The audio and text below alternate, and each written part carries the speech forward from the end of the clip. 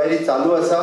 ज्या दोग तीग लोकांकूय आमी धरल्या ताजेर थॉरो इन्व्हेस्टिगेशन जातलें. अनलेस एंड अंटील आमकां हैदराबादच्यान रिपोर्ट्स जो पर्यंत येयना की तेणी कशा पद्दतीचे विश जे आसा हे घेतलेले तो पर्यंत ताजेर पूर्ण आनी हातूंतल्यान कोणूच सुटलो वयचो ना. पॉयझनिंग ऑफ टायगर्स हाजे वयल्यान एक सिद्ध जाता की गोंयांत अशे लोक आसा जांकां वन्य प्राणी विशयी आसतना ही एक गोश्ट.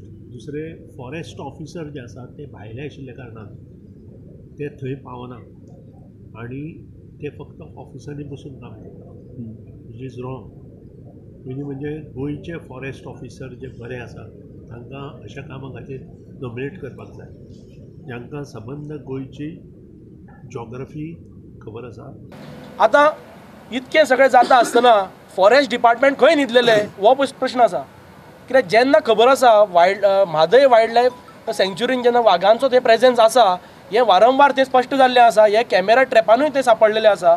अशें आसतना गोंयचो गव्हर्मेंट, फॉरेस्ट मिनिस्ट्री आनी गोंयचे फॉरेस्ट डिपार्टमेंट हे मिजरेबली फेल जाल्ले आसा.